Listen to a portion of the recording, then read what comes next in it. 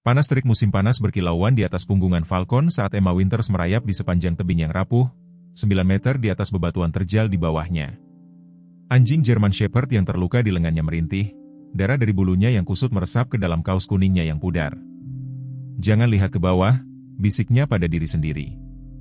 "Jangan lihat ke bawah." Sepotong batu lain patah di bawah sepatunya, mengirimkan kerikil yang jatuh ke jurang.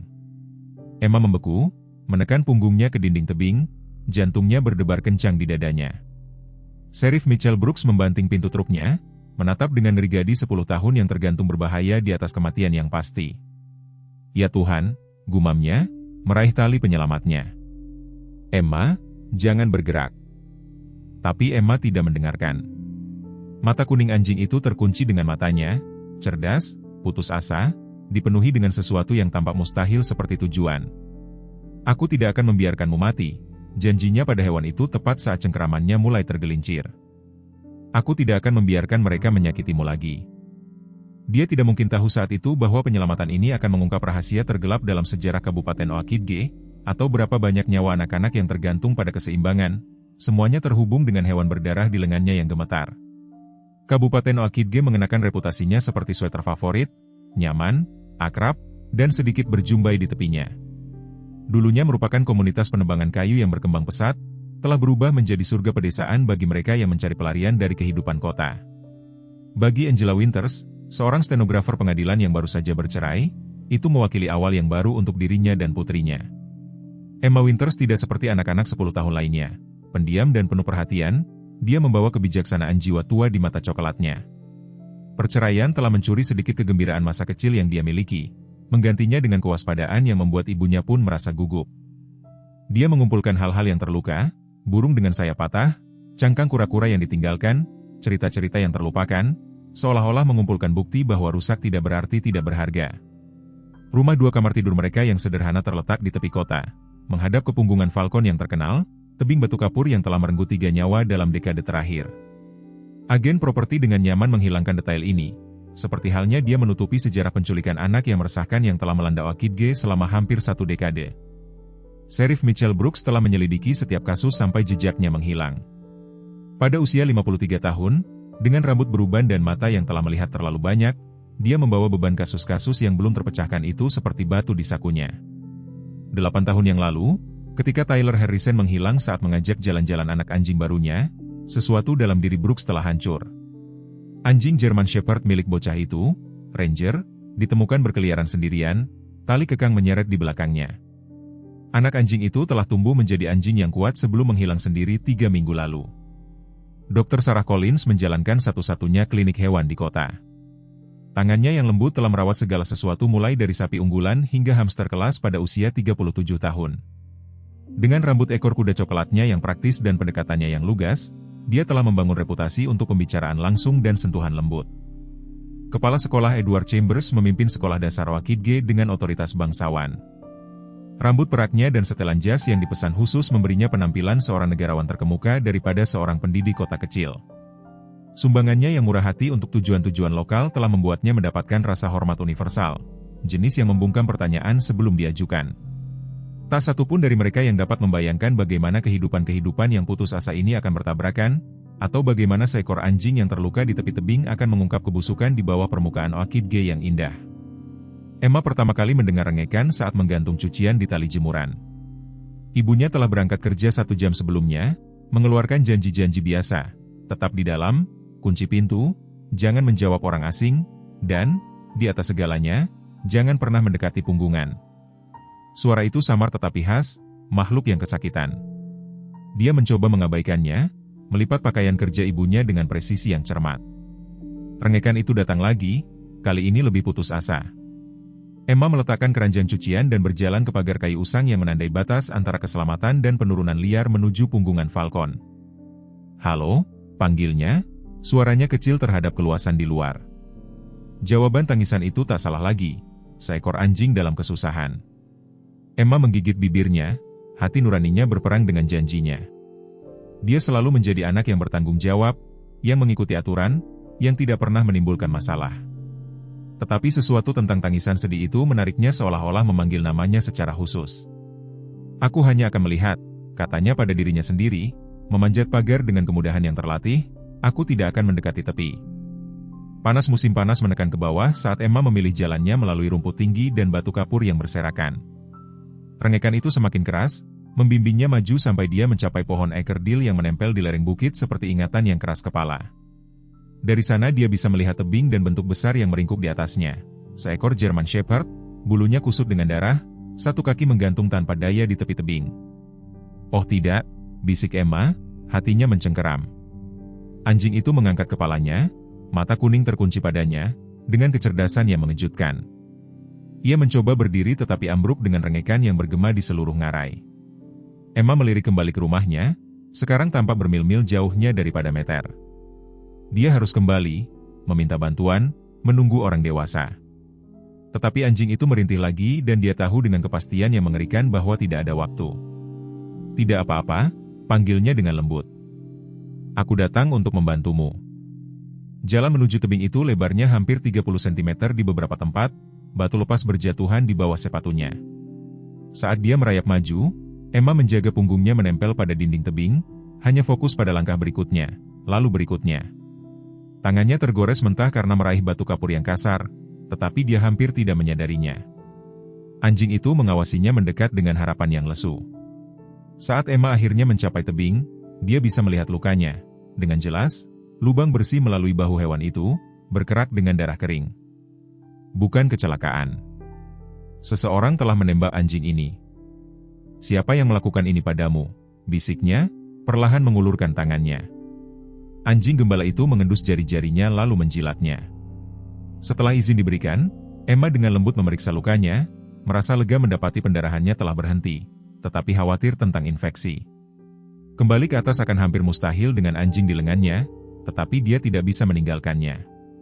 Kita akan mencari jalan keluar, janjinya, suaranya lebih mantap daripada yang dia rasakan. Saat itulah dia mendengar suara mesin truk dan namanya dipanggil. Sheriff Brooks dan ibunya telah tiba secara bersamaan, wajah mereka dipenuhi dengan ekspresi ngeri yang sama. Saat mereka melihatnya di tebing, Emma Mary Winters, ibunya berteriak, "Jangan gerakan ototmu." Sheriff Brooks sudah membuka gulungan tali dari bak truknya. "Tetap di tempatmu," panggilnya. "Aku akan turun." Penyelamatan itu memakan waktu 45 menit yang menyiksa. Pertama mendapatkan tali pengaman ke Emma, lalu membimbingnya saat dia mengamankan anjing yang terluka. Kemudian pendakian yang lambat dan menakutkan, dengan sheriff menopang mereka dari atas. Pada saat mereka mencapai tanah yang kokoh, lengan dan kaki Emma gemetar karena kelelahan dan ibunya bergantian antara kelegaan yang berlinang air mata dan omelan yang marah. "Apa yang kamu pikirkan?" tuntut Angela, meraih bahu Emma. "Kamu bisa saja mati." "Dia akan mati." Emma menjawab dengan sederhana, fokusnya masih pada hewan yang merintih. Sheriff Brooks berlutut di samping anjing itu, wajahnya yang lapuk melembut. "Ini terlihat seperti luka tembak," katanya pelan. "Disengaja, bukan kecelakaan." Dr. Collins tiba 20 menit kemudian. Pemeriksaannya cepat tapi menyeluruh. Jantan, German Shepherd, kira-kira berusia 8 tahun, lapornya. Peluru itu menembus otot bahu dengan bersih. Tidak ada tulang yang patah, syukurlah. Tapi dia dehidrasi dan kelelahan. Dia berhenti, memindai microchip yang dia temukan tertanam di antara tulang belikat anjing itu. Ekspresinya berubah. "Mitchell, kamu perlu melihat ini." Sheriff mempelajari informasi di pemindainya, wajahnya memucat. "Apakah kamu yakin?" "Positif. Ini adalah Ranger, anjing Tyler Harrison, yang menghilang 8 tahun lalu. Ketika Tyler melakukannya, keheningan yang berat jatuh. Semua orang di Oakidge tahu tentang Tyler Harrison, anak pertama yang menghilang dalam apa yang menjadi serangkaian penghilangan selama bertahun-tahun. 8 anak hilang tanpa jejak meskipun pencarian dan penyelidikan ekstensif. Itu tidak mungkin. Sheriff Brooks akhirnya berkata, "Ranger hanyalah seekor anak anjing ketika Tyler menghilang." Microchip tidak berbohong. Dr. Collins menjawab, dan lihat kalungnya, pudar, tapi itu adalah tag keluarga Harrison. Emma melihat di antara orang dewasa, merasakan beban dari apa yang tidak mereka katakan. "Siapa Tyler?" Ibunya menariknya lebih dekat, seorang anak laki-laki yang menghilang sejak lama. "Sayang, kita harus menghubungi keluarga Harrison," kata Dr. Collins pelan. Sheriff Brooks mengangguk, aku akan melakukannya. Mereka pindah ke Indianapolis 2 tahun lalu, tapi aku masih punya nomor mereka. 3 hari kemudian, Emma duduk di beranda rumahnya menyaksikan Ranger tidur di sepetak sinar matahari. Keluarga Harrison telah berbicara dengan Sheriff Brooks melalui telepon. Suara mereka pecah ketika mereka mengetahui anjing putra mereka entah bagaimana selamat, tetapi mereka tidak tahan untuk mengambilnya kembali. Kenangan itu terlalu menyakitkan, lukanya masih terlalu menganga. Sebagai gantinya, mereka bertanya apakah siapapun yang menemukannya dapat memberinya rumah yang baik. Dia membutuhkan banyak perawatan. Angela telah memperingatkan putrinya, dan dia mungkin memiliki masalah perilaku setelah apapun yang telah dia lalui. Tetapi Emma sudah memutuskan. Sesuatu tentang Ranger memanggilnya. Mungkin itu martabat yang tenang di matanya atau cara dia mengikutinya dari kamar ke kamar seolah-olah dia telah mencarinya sepanjang hidupnya. Malam itu, ketika badai petir melanda Kabupaten Oakidge, Emma terbangun mendapati Ranger berdiri kaku di samping tempat tidurnya. Merengek pelan, bukan karena takut badai tetapi sebagai peringatan. Ada apa, nak? Bisiknya. Ranger berjalan ke jendelanya, melihat keluar ke dalam kegelapan. Emma mengikuti, mengintip melalui kaca yang bergaris-garis hujan. Untuk sesaat dia pikir dia melihat sesosok tubuh berdiri di tepi properti mereka mengawasi rumah. Kemudian petir menyambar dan tidak ada apa-apa selain halaman kosong dan pepohonan yang bergoyang. Tidak apa-apa, katanya pada Ranger, membelai bulunya. Kita aman. Tetapi Ranger tidak tenang sampai fajar. Tubuhnya menjadi penghalang pelindung antara Emma dan pintu. Matanya tertuju pada ancaman yang hanya bisa dia lihat. 3 minggu berlalu dan musim panas menetap di atas Kabupaten Oakidge seperti selimut hangat. Luka dan goresan Emma sembuh, tetapi obsesi RR dengan sudut jauh halaman belakang hanya meningkat. Setiap pagi setelah sarapan, German Shepherd itu akan berjalan tertatih-tatih ke tempat yang sama di bawah pohon maple tua dan mulai menggali dengan cakarnya, bekerja dengan urgensi yang putus asa sampai Emma membujuknya pergi. Dia terpaku pada sesuatu. Dr. Collins mengamati selama janji tindak lanjut RR, German Shepherd adalah pemecah masalah secara alami. Ketika mereka menjadi begitu fokus, biasanya ada alasan. Emma mengangguk, membelai telinga RR. Dia terus menggali di tempat yang sama. Ibu berpikir itu hanya lubang kelinci. Tapi kamu pikir itu sesuatu yang lain, Dr. Collins selesai, tersenyum lembut. Hewan sering memahami hal-hal yang tidak kita lakukan, terutama anjing seperti Ranger, yang telah dilatih untuk tujuan tertentu. Dia dilatih untuk apa? Keluarga Harrison melatihnya sebagai anjing pencari dan penyelamat sebelum Tyler menghilang. Mereka mengatakan dia memiliki kemampuan deteksi aroma yang luar biasa. Malam itu Emma berbaring terjaga mendengarkan gerakan gelisah RR. Cahaya bulan tumpah melalui jendelanya, membayangi lantai kamar tidurnya. Di luar cambuk miskin Will memanggil dengan sedih. Apa yang kamu coba temukan, nak? Bisiknya. Ranger mengangkat kepalanya, telinganya tegak ke depan, seolah-olah dia mengerti pertanyaan itu. Mata kuningnya tampak menyimpan seluruh alam semesta rahasia. Pada pagi hari Emma telah membuat keputusannya, ibunya akan berada di gedung pengadilan sampai malam, sehari penuh deposisi. Itu berarti Emma memiliki rumah untuk dirinya sendiri, kecuali Nyonya Patterson tua di sebelah memeriksa saat makan siang. Segera setelah mobil ibunya menghilang di jalan masuk, Emma mengambil sekop taman dari gudang alat. Ranger mengawasinya dengan minat yang tajam, ekornya bergoyang untuk pertama kalinya sejak penyelamatannya. Tunjukkan padaku, Ranger, kata Emma. Tunjukkan padaku apa yang begitu penting. German Shepherd membawanya langsung ke tempat penggaliannya, mencakar tanah dengan semangat yang baru. Emma mulai menggali secara metodis, menciptakan tumpukan tanah yang rapi di samping lubang yang semakin besar. Matahari Juli menyinari dengan kejam, tetapi dia tidak berhenti, bahkan ketika lepu terbentuk di telapak tangannya. 1 meter ke bawah, sekop mengenai sesuatu yang padat dengan dentuman tumpul. Jantung Emma melonjak. Dengan hati-hati, dia mengikis tanah di sekitarnya sampai dia mengungkapkan garis luar kotak logam, persegi panjang seukuran kotak sepatu, dengan gembok kecil mengamankan tutupnya. Apa yang kamu temukan, Ranger? Bisiknya. Anjing itu merengek, menekan hidungnya ke kotak itu seolah-olah mendesaknya untuk membukanya. Gembok itu sudah tua dan berkarat. Setelah beberapa kali mencoba dengan batu, itu hancur di tangan Emma. Dia mengangkat tutupnya, napasnya tercekat di tenggorokannya. Di dalamnya, terletak di beludru merah pudar, ada gigi bayi kecil, seperti mutiara yang tersusun rapi, 23 di antaranya. Di bawah koleksi mengerikan itu terdapat daftar nama, tanggal, dan alamat tulisan tangan. Tangan Emma gemetar saat dia membaca entry pertama. Tyler Harrison, 42 Sycamore Lane, 17 Juli 2017. Matanya memindai daftar itu, mengenali nama-nama lain dari poster anak hilang yang dia lihat di sekitar kota dan di kabupaten tetangga. Setiap nama memiliki tanggal di sampingnya, tanggal yang membentang 8 tahun. Ya Tuhan, Emma bernapas, perutnya bergejolak. Ranger tiba-tiba menggeram, bulu di sepanjang tulang punggungnya naik. Emma berbalik untuk menemukan kepala sekolah Edward Chambers berdiri di gerbang kebun mereka. Setelan jasnya yang biasa rapi, diganti dengan pakaian akhir pekan kasual. Wah, halo di sana. Emma, panggilnya, suaranya membawa otoritas ramah yang sama yang dipegang selama pertemuan sekolah. Ibumu menyebutkan kamu mungkin perlu diperiksa. Apa yang kamu dapatkan di sana? Insting Emma berteriak, bahaya. Dia dengan santai menutup-tutup kotak itu, menjaganya agar sebagian tertutup tanah. Hanya harta karun, Tuan Chambers. Ranger terus menggali di sini. Senyum kepala sekolah tidak mencapai matanya saat dia membuka gerbang dan melangkah ke halaman. Anjing memiliki insting yang luar biasa, bukan? Terutama yang memiliki sejarah. Kamu tahu tentang Ranger? Tanya Emma, berjuang untuk menjaga suaranya tetap mantap.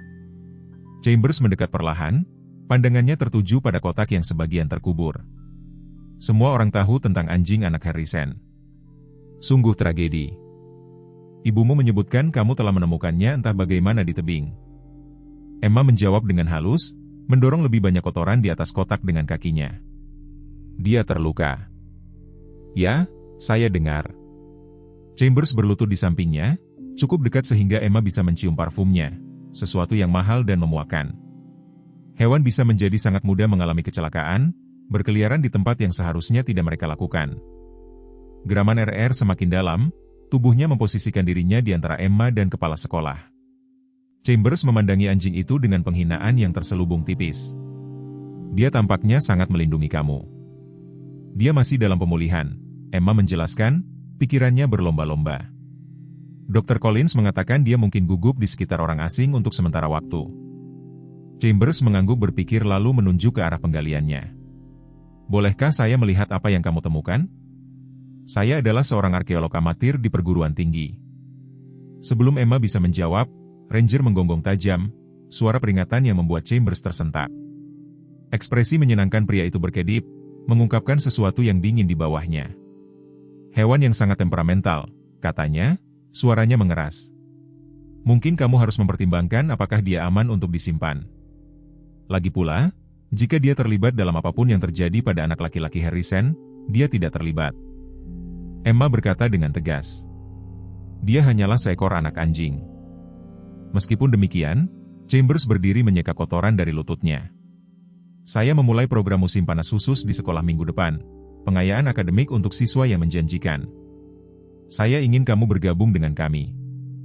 Undangan itu terasa salah entah bagaimana, seperti jebakan yang menyamar sebagai kesempatan. Saya harus bertanya pada ibu saya, Emma menghindar. Tentu saja. Chambers tersenyum dengan semua kehangatan lagi. Saya akan berbicara dengannya sendiri. Sementara itu, berhati-hatilah dengan penggalianmu. Kamu tidak pernah tahu apa yang mungkin terkubur di properti tua seperti ini.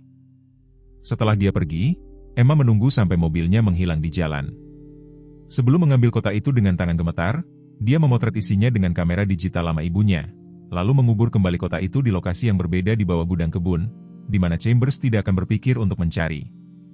Malam itu, ketika Sheriff Brooks mampir untuk memeriksa pemulihan RR, Emma membuat keputusan. Sementara ibunya menyiapkan kopi di dapur, Emma menarik Sheriff ke samping ke beranda depan. Aku perlu menunjukkan sesuatu, bisiknya, menyerahkan kamera kepadanya. Tapi kamu tidak bisa memberitahu ibu di mana aku mendapatkannya. Brooks menggulir gambar, ekspresinya semakin serius. Emma, di mana kamu menemukan ini? Ranger menunjukkan padaku. Dia sudah mencoba menggali sejak dia sampai di sini. Sheriff berlutut sejajar dengannya, suaranya rendah dan mendesak. Apakah ada orang lain yang melihat kota ini? Emma ragu-ragu lalu mengangguk. Kepala sekolah Chambers datang hari ini. Dia melihatku menggali, tetapi tidak apa yang ada di dalamnya. Dia bertingkah aneh. Rahang Brooks menegang. Dengarkan aku baik-baik. Jangan beritahu siapapun tentang ini, bukan temanmu, bukan gurumu, bahkan bukan ibumu. Belum, dan jauhi kepala sekolah Chambers. Apakah ini tentang anak-anak yang hilang, Tyler dan yang lainnya? Wajah Sheriff yang lapuk menunjukkan perjuangan internalnya, melindungi kepolosan seorang anak versus menceritakan kebenaran yang diperlukan. Mungkin saja, Emma, dan jika ya, itu adalah informasi yang sangat berbahaya. Malam itu Emma bermimpi berlari melalui terowongan gelap, dikejar oleh sosok-sosok bayangan. Dalam mimpi itu, Ranger membimbingnya maju, bulunya bersinar samar dalam kegelapan. Ketika dia bangun, terengah-engah pada pukul 3 pagi, German Shepherd itu duduk waspada di samping tempat tidurnya mengawasi jendela dengan kewaspadaan yang tak tergoyahkan.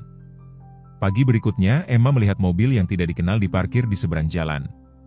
Ketika dia menyebutkannya kepada ibunya, Angela menolaknya sebagai milik salah satu kerabat Nyonya Patterson. Tetapi Emma melihat bagaimana bulu punggung Ranger terangkat setiap kali dia melihat ke arah itu dan dia ingat peringatan Sheriff Brooks. Sesuatu sedang terjadi di Kabupaten Oakidge, sesuatu yang terhubung dengan 23 gigi yang hilang, daftar nama, dan seekor anjing yang mengingat lebih dari yang diperkirakan siapapun. Saat Emma membelai bulu RR, dia membuat janji diam-diam kepadanya. Apapun rahasia yang dia coba ungkapkan, dia akan membantunya membawa mereka ke dalam cahaya. Sheriff Mitchell Brooks duduk sendirian di kantornya, tirai ditutup terhadap mata ingin tahu Oakidge yang tersebar. Di hadapannya ada fotokopi penemuan mengerikan Emma, 23 gigi dan daftar nama yang membuat darahnya membeku. 8 tahun anak-anak hilang, kasus yang sebelumnya dianggap tidak terkait, sekarang terhubung oleh satu dokumen yang memberatkan. Dia telah menghabiskan malam menyeberang referensi setiap nama, semua 23 cocok dengan anak-anak yang dilaporkan hilang dalam radius 160 km dari Kabupaten Oakidge. Kasus tertua adalah Tyler Harrison 8 tahun lalu. Yang terbaru, Lily Parnell, dari Westfield tetangga, telah menghilang baru 3 bulan sebelumnya. Brooks menggosok matanya yang lelah. Implikasinya sangat mengejutkan. Ini bukan serangkaian penculikan acak atau pelarian. Ini metodis, terorganisir, dan kota itu telah dikubur di halaman belakang Winters, properti yang telah kosong selama bertahun-tahun sebelum Angela dan Emma pindah. Siapa yang tinggal di sana sebelum mereka? Gumamnya, menarik catatan properti kabupaten dari laci mejanya. Jawabannya membuat kopinya terasa pahit di mulutnya. Edward Chambers, dari 2015 hingga 2022. Kepala sekolah telah menjual properti itu tak lama setelah penghilangan sebelumnya. Brooks meraih teleponnya, lalu ragu-ragu. Menuduh orang yang paling dihormati di Oakidge terlibat dalam penculikan anak akan membutuhkan lebih dari sekadar bukti tidak langsung. Dia membutuhkan bukti yang akan berlaku di pengadilan dan dia perlu bergerak hati-hati untuk menghindari memberitahu Chambers. Emma duduk di belakang kebun Nyonya Patterson menyaksikan wanita tua itu merawat das penghargaan miliknya. Ranger berbaring di kakinya, matanya tidak pernah meninggalkan pagar kayu tua yang memisahkan properti. Kamu punya wali yang nyata di sana. Nyonya Patterson mengamati tangannya yang keriput, dengan tuli memangkas bunga mati. Anjing itu mengawasimu seperti kamu menggantung bulan. Dia adalah anjing Tyler Harrison, kata Emma, dengan hati-hati mengawasi reaksi wanita itu. Tangan Nyonya Patterson terdiam. Anak laki-laki Harrison, yang hilang. Dia mendecakkan lidahnya. Demi Tuhan, itu adalah bisnis yang mengerikan. Yang pertama dari banyak bisnis yang mengerikan. Sayangnya. Apakah kamu mengenalnya? Tyler? Mengenal semua keluarga Harrison, orang baik. Anak laki-laki itu biasa membantuku membawa belanjaanku pulang dari toko Milligan. Dia menegakkan tubuh, meringis karena punggungnya yang rematik. Ayahnya suka minum, menjadi gila setelah Tyler menghilang, mencari siang dan malam. Ibunya berbaring di tempat tidur selama hampir setahun. Hal yang mengerikan bagi orang tua untuk kehilangan seorang anak dengan cara itu. Tidak ada penutupan, tidak tahu. Emma ragu-ragu lalu menekan lebih jauh. Nyonya Patterson, apakah ada hal aneh yang terjadi di rumah kami sebelum kami pindah? Mata wanita tua itu menyipit dengan cerdik. Sekarang mengapa kamu menanyakan hal seperti itu? Hanya ingin tahu. Ibu mengatakan rumah itu kosong untuk sementara waktu. Tidak sepenuhnya kosong, jawab Nyonya Patterson, merendahkan suaranya. Kepala sekolah Chambers itu, dia memilikinya selama bertahun-tahun. Jarang tinggal di sana, Lebih seperti apa yang mereka sebut? Properti investasi. Jantung Emma berdetak lebih cepat. Kepala sekolah Chambers memiliki rumah kami? Memang, dia melakukannya. Pria aneh, jika kamu bertanya padaku. Semua senyum dan jabat tangan di depan umum, tetapi sedingin Januari ketika tidak ada yang menonton. Dia mencondongkan tubuh lebih dekat. Dulu mendengar suara-suara aneh beberapa malam, mobil datang dan pergi pada jam-jam aneh. Apakah kamu pernah memberitahu siapapun? Nyonya Patterson mendengus. Siapa yang akan mendengarkan ocehan seorang wanita tua? Selain itu, di zaman saya, kami mengurus urusan kami sendiri. Dia menyipitkan mata ke arah Emma. Mengapa semua pertanyaan ini, nak? Kamu mengalami masalah di sana? Tidak, Bu. Emma berbohong, merasakan kehangatan mantap RR di kakinya. Hanya mencoba mempelajari sejarah rumah kami. Wanita tua itu mempelajarinya untuk waktu yang lama. Kamu mengingatkanku pada Eleanorku, selalu mengorek-ngorek sesuatu, mengajukan pertanyaan yang tidak ingin dijawab siapapun. Suaranya melembut. Hati-hati saja, nak. Beberapa batu lebih baik tidak dibalik. Sheriff Brooks masuk ke gedung catatan kota di kursi kabupaten tetangga. Setelah masuk, dia dibawa ke ruangan tanpa jendela yang dipenuhi dengan lemari arsip dan bau apak dokumen yang terlupakan. Catatan keuangan untuk sekolah dasar Wakidge yang berlaku surut 10 tahun, jelas petugas itu, menunjuk ke beberapa pengikat tebal. Meskipun saya tidak dapat membayangkan apa yang begitu menarik tentang anggaran sekolah kota kecil. Brooks tersenyum tipis. Hanya menindaklanjuti beberapa perbedaan. Audit rutin. Selama 3 jam, dia menyisir item baris dan laporan ban mencari sesuatu yang tidak biasa. Di permukaan semuanya tampak sah, sampai dia mencapai bagian sumbangan pribadi. Selama 8 tahun terakhir, sekolah dasar Wakidge telah menerima sumbangan anonim yang besar. Semuanya diproses melalui rekening luar negeri yang sama. Waktu sumbangan sangat cocok dengan penghilangan. Brooks memotret halaman-halaman yang relevan, insting polisinya berteriak. Ini bukan hanya tentang anak-anak yang hilang lagi. Ini memiliki ciri-ciri perdagangan manusia, jaringan dengan sumber daya yang cukup untuk menyiapkan rekening luar negeri dan melakukan pembayaran yang tidak dapat dilacak. Saat dia berkendara kembali ke Wakidge, teleponnya berdering. Suara Emma terdengar, terengah-engah dan mendesak, Sheriff Brooks, Ranger terus mencoba pergi ke sekolah. Dia hampir menarik lenganku ketika kami berjalan melewatinya pagi ini. Brooks mencengkeram setir lebih erat. Jauhi sekolah, Emma, berjanjilah padaku. Tapi ada sesuatu di sana. Aku tahu itu. Ranger, Emma, dia menyela dengan tegas.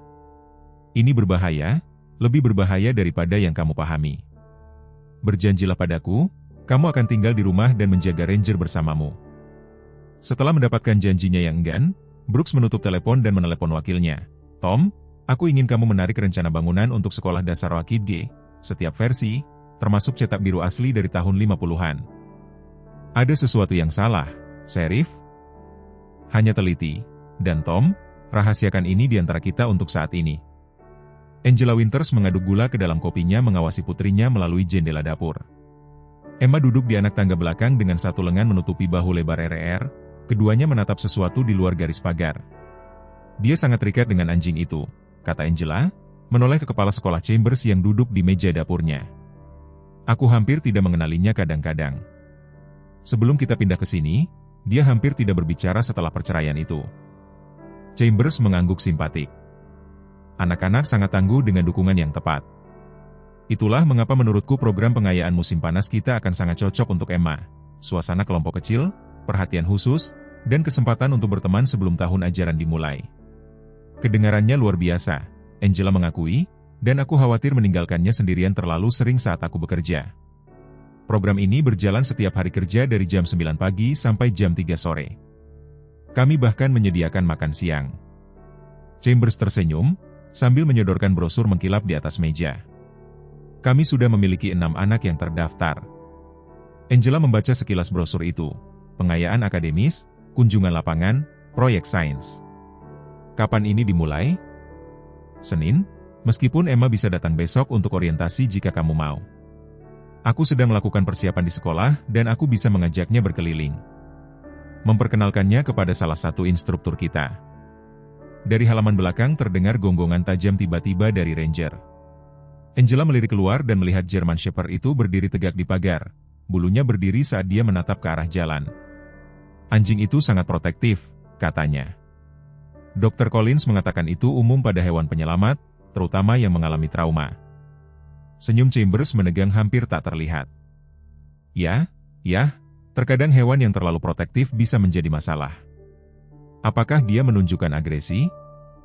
Hanya ketika Angela berhenti, mengingat bagaimana Ranger menggeram ketika Chambers tiba sebelumnya. Dia masih menyesuaikan diri, kurasa. Tentu. Chambers berdiri sambil mengumpulkan tas kerjanya. Pikirkan tentang program ini dan beritahu aku. Emma memiliki potensi yang besar. Sayang sekali jika itu disia-siakan. Setelah dia pergi, Angela menemukan Emma masih duduk bersama Ranger di halaman belakang. Kepala sekolah Chambers telah mengundangmu ke program musim panas di sekolah, dia memulai. Yang mengejutkannya, wajah Emma menjadi gelap. Aku tidak mau pergi, kata Emma. Kedengarannya seperti kesempatan yang luar biasa. Akan ada kegiatan anak-anak lain. Aku bilang, tidak. Kekerasan Emma sangat mengejutkan. Aku tidak menyukainya. Bu, Angela menghela nafas, mengaitkan reaksi itu dengan perubahan suasana hati khas remaja. Kita akan membicarakannya nanti. Nyonya Patterson mengundang kita untuk makan malam nanti malam. Ruang makan keluarga Patterson terasa membeku dalam waktu. Perabotan kayu oak yang berat, taplak renda, dan foto-foto pudar menutupi setiap permukaan. Tuan Patterson, seorang pensiunan masinis kereta api berusia 80-an, mendominasi percakapan dengan cerita tentang masa lalu Oak Ridge, sementara istrinya menyajikan daging panggang dan kentang tumbuk. Kota ini telah berubah, dia menyatakan, sambil mengoper perahu saus kepada Angela. Dulu, kamu mengenal semua orang. Sekarang ada semua jenis orang asing yang lewat. Harold, Nyonya Patterson menegur. Angela dan Emma bukan orang asing, mereka tetangga. Pria tua itu, berdeham, tidak berbicara tentang mereka.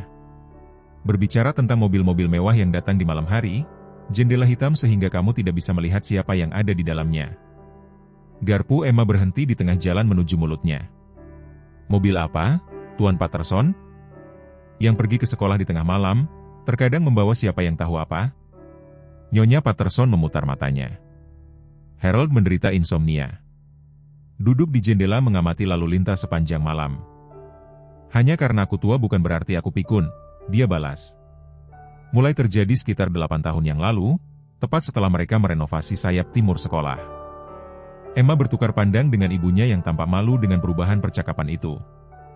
Pernahkah kamu memberitahu Sheriff Brooks? Emma bertanya. Sudah memberitahu dia banyak. Dia membuat catatan, sangat sopan. Lalu tidak ada yang terjadi. Tuan Patterson menusuk sepotong daging panggang, sama seperti ketika aku memberitahu dia tentang terowongan. Harold, bukan ini lagi, Nyonya Patterson menghela nafas. Terowongan apa? Emma mendesak, mengabaikan peringatan ibunya. Lihat, yang di bawah sekolah. Sudah ada sejak Perang Dingin. Tempat perlindungan bom, mereka menyebutnya, menghubungkan setengah kota di masa lalu. Sebagian besar ditutup pada tahun 70-an tetapi beberapa tetap terbuka. Bagaimana kamu tahu tentang mereka? Angela bertanya, meskipun dia sendiri tidak ingin tahu. Membantu membangunnya. Terowongan adalah keahlianku di Korps Insinyur. Sekolah dasar Oak Ridge memiliki titik akses utama. Pintu yang diperkuat besar di ruang bawah tanah mengarah ke seluruh jaringan. Dia menggelengkan kepalanya. Tentu saja tidak ada yang ingin mendengar tentang itu sekarang. Dewan Kota bertindak seolah-olah mereka tidak pernah ada. Kemudian, saat mereka berjalan pulang, di bawah langit yang bertaburan bintang, Angela meminta maaf. Tuan Patterson terbawa oleh ceritanya. Setengah dari mereka mungkin hanya imajinasi. Tapi Emma tidak mendengarkan. Pikirannya berlomba, menghubungkan potongan-potongan teka-teki yang terlalu mengerikan untuk direnungkan.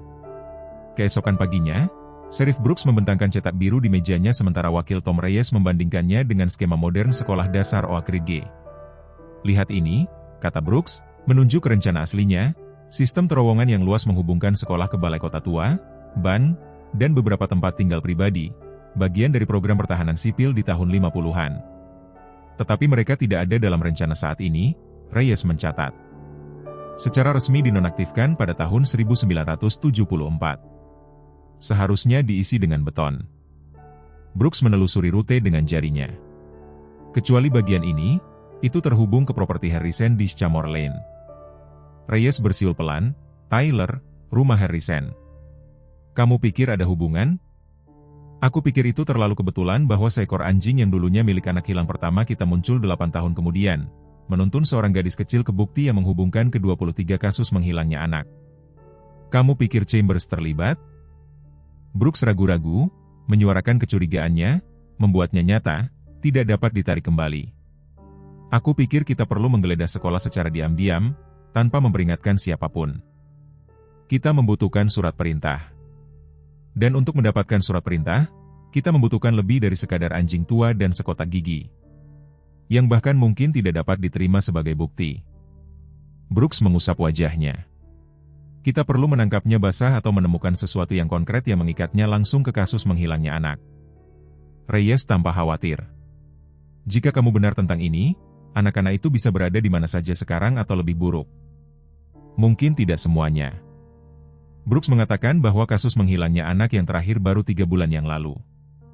Dan sumbangan-sumbangan itu, mereka datang seperti jarum jam, selalu setelah seorang anak hilang, seperti pembayaran. "Yesus," gumam Reyes. "Kita berbicara tentang perdagangan manusia, bukan?" Brooks mengangguk dengan muram. "Aku telah menghubungi gugus tugas perdagangan manusia FBI, mengirimkan kepada mereka apa yang kita miliki sejauh ini. Mereka tertarik, tetapi membutuhkan lebih banyak sebelum mereka dapat turun tangan. Jadi, apa langkah kita selanjutnya?" "Pengawasan. Aku ingin kamera di sekolah, pintu masuk perawatan, dan rumah Chambers, yang tersembunyi dan tidak menarik perhatian." Dan sementara itu, Brooks menatap cetak biru, pada jaringan terowongan yang mungkin masih ada di bawah Wakrid G. "Sementara itu, kita berdoa agar kita salah." Emma tidak bisa tidur. Dia mencoba segalanya, menghitung mundur dari 100, membaca buku teksnya yang paling membosankan, bahkan latihan pernapasan dalam yang diajarkan konselornya kepadanya setelah perceraian. Tidak ada yang membantu.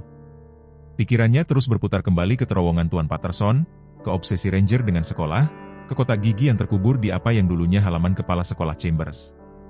Cahaya bulan tumpah melalui jendelanya, menyoroti wujud Ranger yang sedang tidur dengan perak.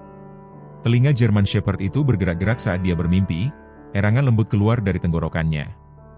Emma bertanya-tanya apa yang dia lihat dalam mimpi-mimpi itu. Tyler, anak-anak hilang lainnya, kengerian apapun yang memberinya bekas luka di moncongnya, sebuah papan lantai berderit di lorong. Emma membeku, mendengarkan dengan saksama. Napas ibunya yang teratur terus terdengar dari kamar sebelah. Dia belum bergerak. Derit lain, lebih dekat ke pintunya. Ranger bangun seketika, tubuhnya menegang saat dia bangkit berdiri. Geraman rendah terbentuk di dadanya, hampir tidak terdengar tetapi bergetar dengan ancaman. Emma menyelinap dari tempat tidurnya dan menempelkan dirinya ke dinding di samping pintunya. Jantungnya berdebar kencang. Kenop pintu berputar perlahan. Ranger melompat ke depan, menggonggong dengan marah saat pintu terbuka. Terdengar kutukan kaget, lalu suara langkah kaki berlari. Pada saat Emma mencapai lorong, pintu belakang terbuka lebar, sosok gelap menghilang ke dalam malam. Ibunya muncul, rambutnya acak-acakan karena tidur. "Apa yang terjadi?" "Seseorang ada di rumah," Emma terengah-engah.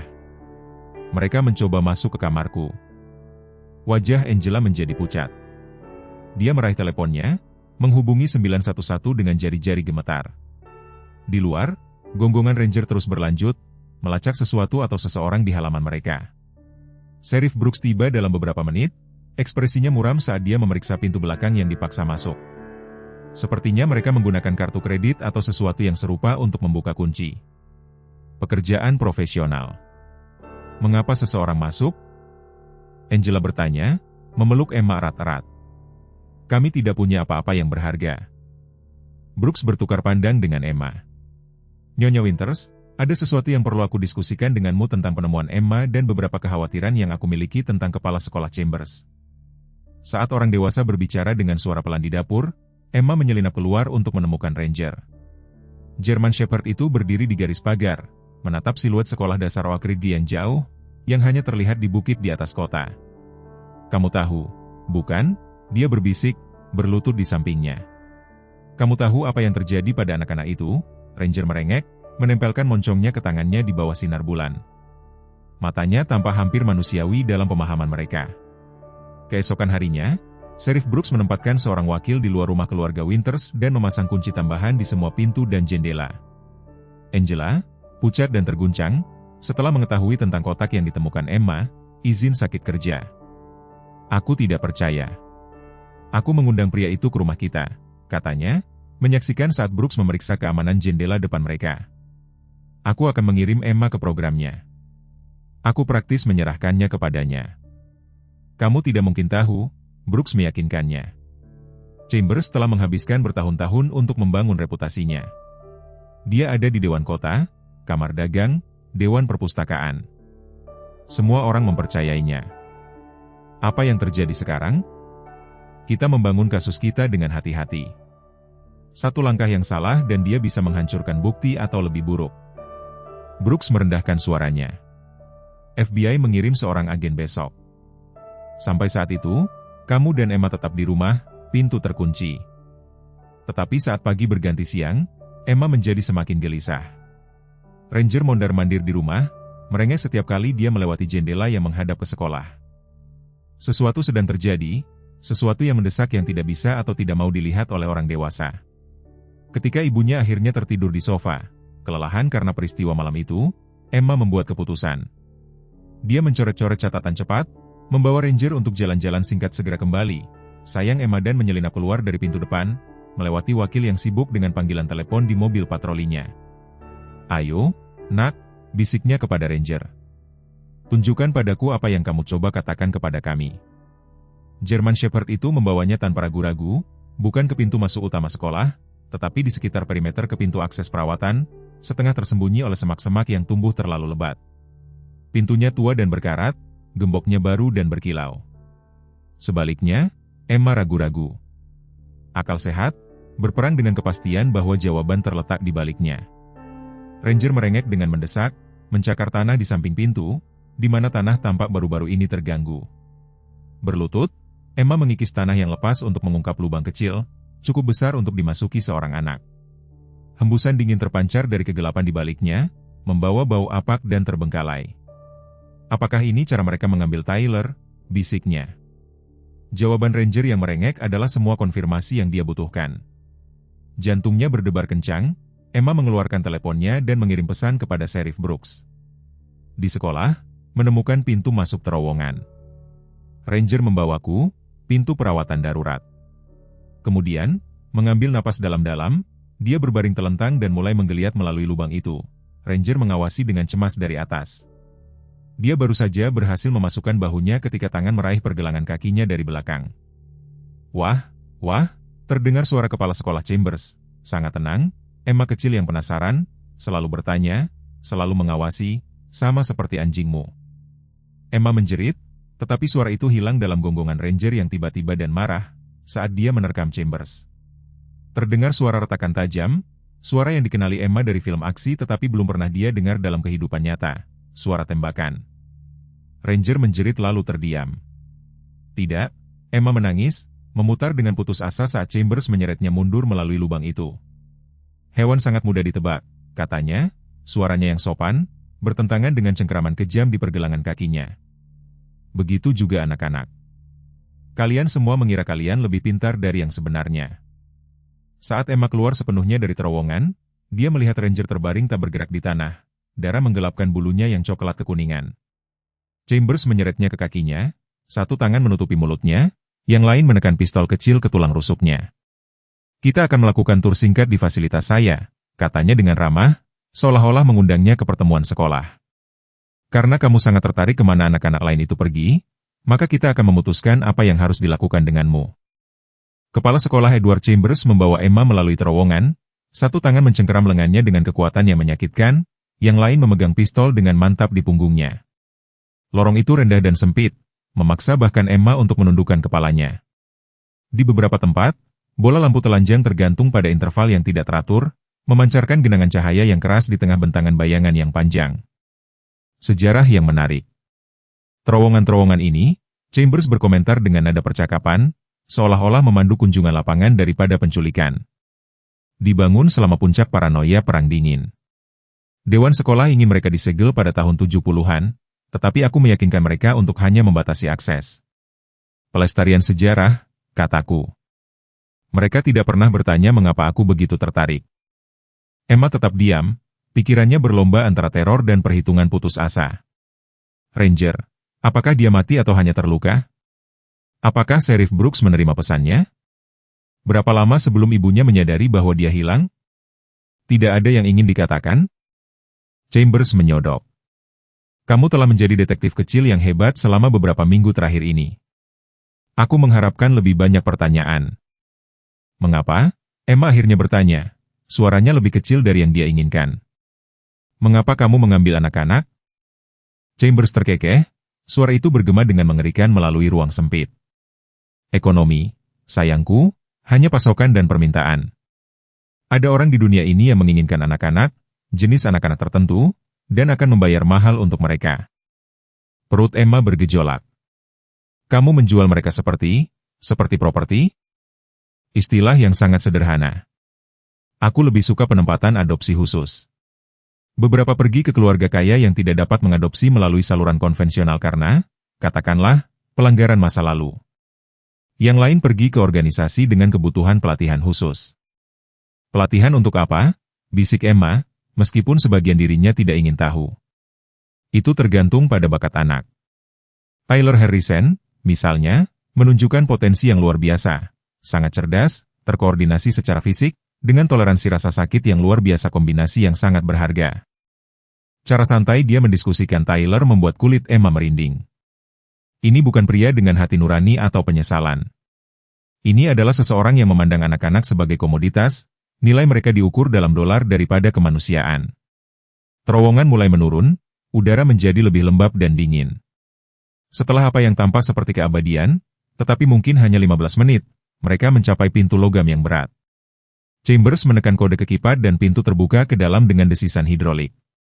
Selamat datang di pusat pemrosesan saya, dia mengumumkan, mendorong Emma masuk, akomodasi sementara sebelum transportasi ke situasi yang lebih permanen. Kamar di baliknya berwarna putih secara klinis dan tanpa jendela, menyerupai bangsa rumah sakit lebih dari penjara. 6 sel kecil berjajar di satu dinding, masing-masing dengan ranjang, toilet, dan wastafel. 3 berisi wujud meringkuk yang bergerak saat mereka masuk, anak-anak yang baru datang. Chambers memanggil dengan riang, katakan halo kepada Emma. Wajah-wajah pucat muncul di jeruji besi.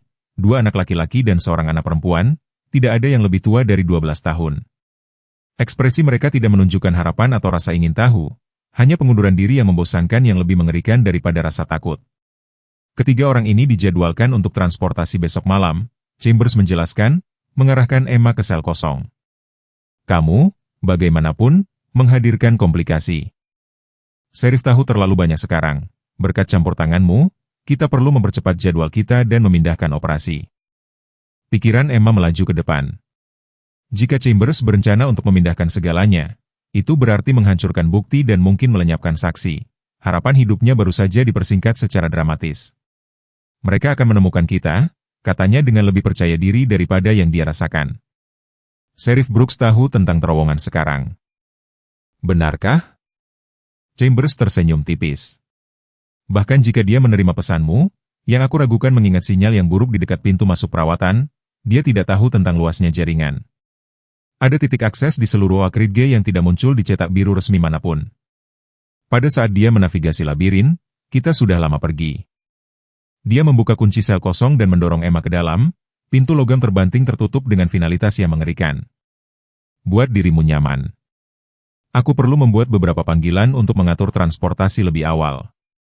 Saat Chambers menghilang melalui pintu lain di ujung ruangan, Emma menempelkan dirinya ke jeruji besi, mencoba melihat anak-anak lain dengan lebih jelas. Hei, dia berbisik. Aku Emma. Siapa nama kalian? Anak-anak bertukar pandang dengan waspada. Akhirnya, gadis itu berbicara, suaranya seperti dari tidak digunakan. Aku Lily. Itu Marcus, dan Eden. Lily Parnell? Emma bertanya, mengenali nama itu dari daftar. Dari Westfield? Mata gadis itu sedikit melebar. Bagaimana kamu tahu itu? Aku menemukan sesuatu, bukti tentang semua anak yang hilang. Itulah mengapa aku di sini. Emma mencengkeram jeruji besi lebih erat. Sudah berapa lama kamu di sini? Tidak tahu persis, Lily bergumam, minggu. Mungkin mereka terus memindahkan kita. Sudah 3 bulan bagiku. Anak laki-laki yang lebih kecil, Markus, menambahkan, aku pikir sulit untuk mengetahui waktu di sini. Hati Emma tenggelam. Jika anak-anak ini telah ditahan selama berbulan-bulan tanpa ada yang menemukan mereka, apa peluang yang mereka miliki sekarang? Dia memikirkan ranger yang terbaring berdarah di tanah di atas mereka dan menahan air mata. Pria yang membawamu, dia mendesak. Apakah dia mengatakan kemana kamu akan pergi? Anak laki-laki yang lebih tua, Eden, berbicara untuk pertama kalinya. Tempat yang berbeda. Mereka mengevaluasi kita terlebih dahulu, lalu memutuskan.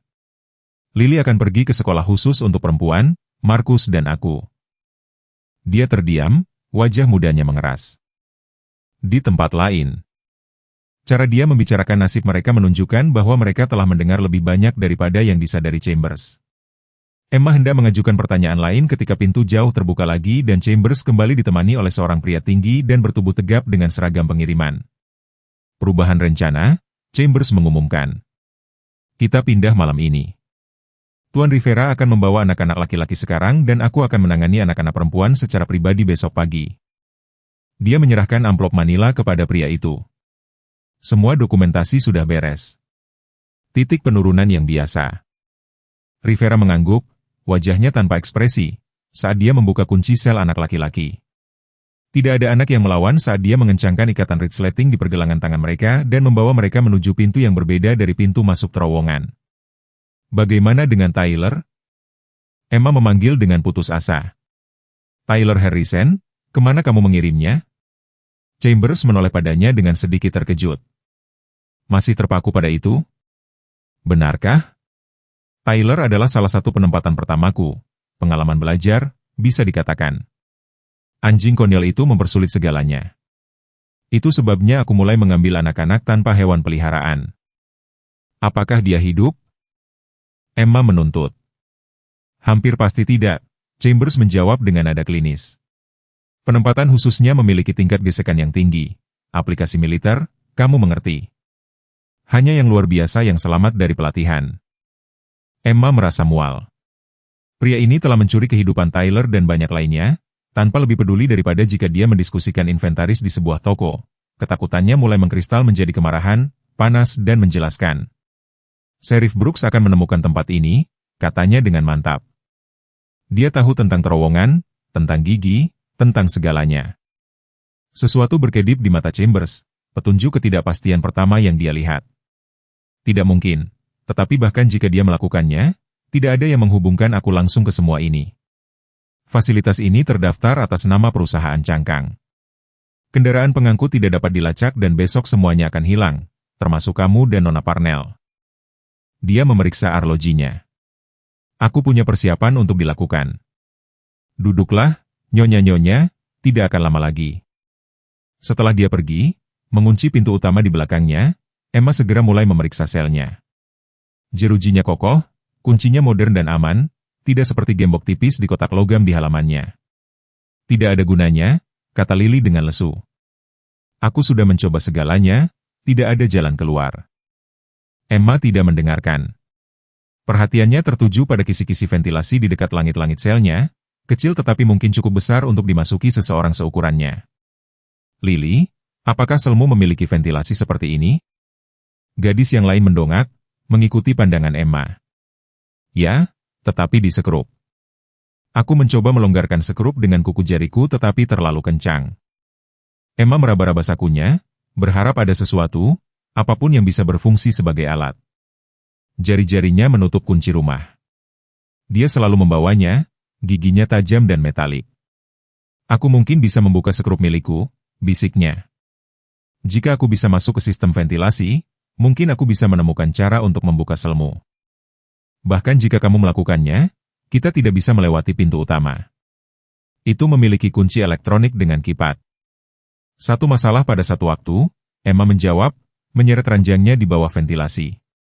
Berdiri berjinjit, dia hampir bisa mencapai sekrup dengan kuncinya. Setiap putaran sangat lambat, logam menggigit telapak tangannya, tetapi secara bertahap sekrup pertama mulai mengendur.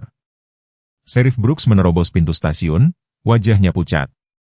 Emma hilang, dia mengumumkan kepada wakil Reyes. Angela baru saja menelepon. Dia meninggalkan catatan tentang mengajak anjing jalan-jalan, tetapi itu sudah lebih dari 2 jam yang lalu. Reyes segera berdiri. Ada tanda-tanda anjing? Tidak ada. Aku punya 2 wakil yang menjelajahi lingkungan itu. Brooks menjalankan tangannya melalui rambutnya. Periksa teleponku, ada pesan darinya? Reyes mengambil telepon seluler sheriff dari mejanya dan memeriksa.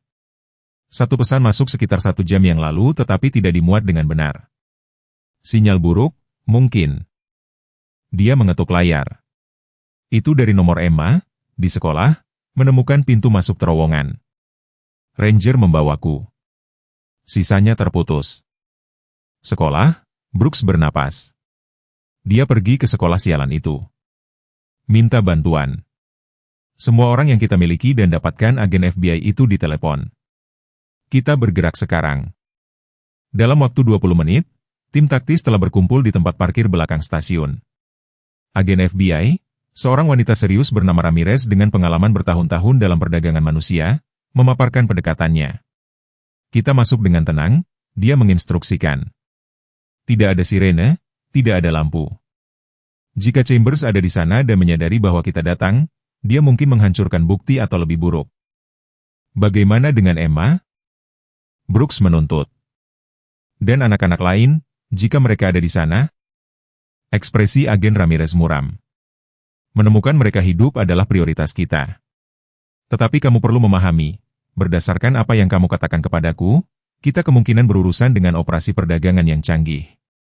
Jika Chambers telah melakukan ini selama 8 tahun tanpa terdeteksi, dia memiliki rencana darurat dan mungkin rekan bersenjata. Brooks memeriksa senjatanya, tekad dingin menetap di dirinya. Aku sudah tahu terowongan itu sejak aku masih kecil. Dulu menyelinap ke sana untuk tantangan. Jika Emma menemukan pintu masuk, aku juga bisa menemukannya. Saat tim bersiap untuk pindah, wakil Reyes tiba-tiba memanggil, Sheriff, kita punya saksi. Nyonya Patterson mengatakan dia melihat Chambers memaksa Emma ke pintu perawatan di sudut tenggara halaman sekolah. Katanya ada darah di tanah dan anjing itu tidak terlihat dimanapun. Rahang Brooks mengencang. Jika Ranger terluka atau terbunuh mencoba melindungi Emma, Chambers juga akan membayar untuk itu. Konvoi bergerak melalui Oak Ridge dengan santai yang disengaja, mobil-mobil tanpa tanda dan SUV mengambil rute yang berbeda untuk menghindari menarik perhatian. Saat mereka mendekati sekolah, Brooks mengarahkan mereka ke daerah berhutan yang akan melindungi pendekatan mereka dari kamera pengintai yang mungkin telah dipasang Chambers. Pintu masuk perawatan harus melalui semak-semak itu, katanya, menunjuk ke bagian pagar perimeter sekolah yang tumbuh terlalu lebat. Semua orang tetap rendah dan bergeraklah dengan tenang. Agen Ramirez mengorganisasikan tim menjadi 2 kelompok, satu untuk mengamankan pintu masuk terowongan, yang lain untuk menutupi gedung utama sekolah jika Chambers mencoba melarikan diri dengan cara itu. Brooks memimpin tim terowongan, senternya mengungkapkan tanah yang terganggu di samping pintu perawatan, dan hatinya tenggelam, noda gelap yang hanya bisa menjadi darah. Sepertinya sesuatu diseret dari sini, Reyes mengamati, menunjuk ke tanda di tanah yang mengarah menjauh dari darah. Brooks mengikuti jejak itu ke semak-semak dan membeku. Di sana, sebagian tersembunyi oleh dedaunan, tergeletak wujud Ranger yang masih. Bulu German Shepherd itu kusut dengan darah kering di sekitar bahunya. Luka baru menimpa luka lama yang hampir tidak sembuh. Ya Tuhan, gumam Brooks, berlutut di samping anjing itu. Yang mengejutkannya, dada Ranger naik dan turun dengan napas dangkal. Dia hidup. Dapatkan Dr. Collins di sini sekarang. Sementara seorang wakil membuat panggilan, Brooks memeriksa pintu perawatan. Gemboknya tampak utuh, tetapi pemeriksaan lebih dekat mengungkapkan bahwa itu hanya ditutup, tidak benar-benar terkunci. Seseorang baru saja berada di sini belum lama ini. Siap? Tanyanya, sambil menghunus senjatanya saat Ramirez mengangguk. Brooks dengan hati-hati melepaskan gembok dan membuka pintu dengan perlahan. Sebuah terowongan gelap membentang di hadapan mereka, remang-remang diterangi oleh bola lampu yang jaraknya berjauhan. Udara yang keluar terasa dingin dan lembab, membawa aroma antiseptik samar di bawah bau apaknya. Ini tidak ada di cetak biru yang kita lihat, bisik Reyes. Chambers pasti telah memodifikasinya, jawab Ramirez. Taktik umum dalam operasi perdagangan manusia, menciptakan ruang tersembunyi yang hanya diketahui oleh para operator. Mereka maju perlahan, komunikasi terbatas pada isyarat tangan. Terowongan itu miring ke bawah, sesekali bercabang di setiap persimpangan. Brooks ragu-ragu, mencoba mengingat penjelajahannya di masa kecil. Setelah waktu yang terasa seperti keabadian, tetapi mungkin hanya 10 menit, mereka mencapai sebuah pintu canggih dengan kipas elektronik. Ini baru, gumam Brooks. Tidak ada yang seperti ini ketika aku masih kecil. Ramirez memeriksa kunci sistem keamanan kelas atas. Kita bisa mencoba menjebolnya, tetapi itu akan memperingatkan siapapun yang ada di dalam. Bisakah kau melewatinya? Agen itu menggelengkan kepalanya. Tidak tanpa peralatan khusus yang kita butuhkan. Ia terhenti oleh suara samar dari sisi lain pintu, suara anak kecil, dengan nada ketakutan yang tinggi. Brooks mengenalinya seketika. Itu Emma, katanya, semua kehati-hatian menguap. Dia ada di sana. Tanpa menunggu persetujuan Ramirez, ia menggedor pintu logam itu. Emma, ini Sheriff Brooks. Apakah kau ada di sana? Ada saat hening. Lalu, Sheriff, dia akan segera kembali. Dia akan membawa kami pergi malam ini. Brooks menoleh ke Ramirez. Jebol sekarang. Agen itu ragu-ragu hanya sejenak sebelum mengangguk kepada salah satu anggota timnya yang maju dengan pendobrak kompak. Butuh 3 ayunan kuat sebelum pintu itu menyerah dengan derit logam yang memprotes. Brooks menerobos masuk, senjata terangkat, ke sebuah ruangan putih bersih yang berjajar sel. Emma berdiri menempel di jeruji salah satu sel, wajahnya berlinang air mata tetapi bertekad. Di sel lain, seorang gadis muda, Lily Parnell, Brooks menyadari dengan sentakan, meringkuk di ranjang. Di mana dia? Tanya Brooks, bergegas ke sel Emma. Di mana Chambers? Dia pergi untuk mengambil sesuatu, kata Emma dengan cepat. Tapi dia akan kembali. Dia memindahkan kami malam ini. Dia sudah mengirim anak laki-laki pergi dengan orang lain. Ramirez sudah berada di radionya, memperingatkan tim kedua. 2 penambang laki-laki dalam transit, mungkin di kendaraan pengiriman. Tersangka Chambers masih di gedung. Semua unit berkumpul di struktur utama. Saat Brooks berusaha membuka kunci sel Emma, sebuah pintu di ujung ruangan terbuka dengan keras. Kepala sekolah Edward Chambers berdiri membeku di ambang pintu, tas laptop di satu tangan dan kunci mobil di tangan lainnya. Untuk sepersekian detik, topeng kesopanan yang telah ia kembangkan dengan hati-hati tergelincir, mengungkapkan perhitungan dingin di baliknya. Kemudian ia membanting pintu dan menghilang. Dia lari, teriak Brooks, akhirnya membuka sel Emma. Ramirez, keluarkan gadis-gadis dari sini. Reyes bersamaku. Saat agen FBI bergerak untuk membebaskan Lily, Brooks dan Reyes berlari menuju pintu. Chambers telah menghilang, senjata terhunus, perburuan dimulai, dan Brooks bersumpah dalam hati bahwa kali ini tidak akan ada pelarian bagi pria yang telah meneror komunitas mereka selama 8 tahun yang panjang. Lampu ambulans memandikan wajah Emma dengan warna merah dan biru bergantian saat para medis memeriksa tanda-tanda vitalnya. Terbungkus selimut termal perak, ia duduk di bak belakang, menyaksikan kekacauan yang terjadi di sekitar sekolah dasar Oak Ridge. Mobil patroli polisi, kendaraan FBI, dan bahkan van berita dari daerah tetangga membentuk perimeter di sekitar sekolah, lampu depan mereka menembus senja yang mulai berkumpul. Tekanan darahmu sedikit rendah, tetapi itu normal setelah apa yang telah kau alami, kata para medis dengan lembut. Ada pusing, mual? Emma menggelengkan kepalanya, perhatiannya tertuju pada keranjang hewan yang sedang dimuat ke dalam truk Dr. Collins. Apakah Ranger akan baik-baik saja? Para medis mengikuti pandangannya. Dr. Collins adalah dokter hewan terbaik di 3 wilayah. Jika ada yang bisa membantunya, dia bisa. Tetapi Emma telah melihat luka itu. Tembakan bersih melalui bahu Ranger yang sudah terluka, jumlah darah, napas yang tersengal, cara tubuhnya terasa berat secara tidak wajar ketika Sheriff Brooks membawanya keluar dari semak-semak. Ranger telah berjuang untuk melindunginya, seperti yang pasti telah ia perjuangkan untuk Tyler bertahun-tahun yang lalu. Dia harus baik-baik saja, bisiknya. Dia sudah mencoba memberitahu seseorang kebenaran selama 8 tahun. Ibunya menerobos kerumunan petugas, wajahnya berlinang air mata dan pucat. Tanpa sepatah kata pun, Angela membungkus Emma dalam pelukan yang erat, seolah mencoba melindunginya secara fisik dari apa yang telah terjadi. Bu, maaf, aku menyelinap keluar, Emma memulai. Jangan, bisik Angela di rambutnya. Jangan minta maaf, aku yang seharusnya minta maaf. Aku tidak mendengarkan ketika kau mencoba memberitahuku tentang Chambers. Mereka berpegangan erat saat agen FBI muncul dari sekolah, mengawal Chambers yang diborgol ke kendaraan yang menunggu. Penampilan kepala sekolah yang sempurna telah hancur, rambut peraknya acak-acakan, jas mahalnya robek di satu lengan. Tetapi ekspresinya tetap tenang, seolah penangkapannya hanyalah kesalahan penjadwalan yang tidak nyaman. Aku ingin melihat mereka membawanya pergi, kata Emma dengan tegas, meluncur turun dari bak belakang ambulans meskipun ada protes dari para medis. Angela ragu-ragu lalu mengangguk. Oke, tapi setelah itu kita langsung ke rumah sakit untuk pemeriksaan lengkap. Mereka bergabung dengan kerumunan kecil petugas penegak hukum yang menyaksikan prosesi Chambers ke kendaraan transportasi. Saat ia lewat, matanya bertemu dengan mata Emma, dingin, penuh perhitungan, sama sekali tanpa penyesalan. Sebuah getaran merambat melalui dirinya, tetapi ia menatapnya dengan mantap sampai ia diamankan di dalam kendaraan. Sheriff Brooks mendekat, wajahnya lesu karena kelelahan dan kekhawatiran.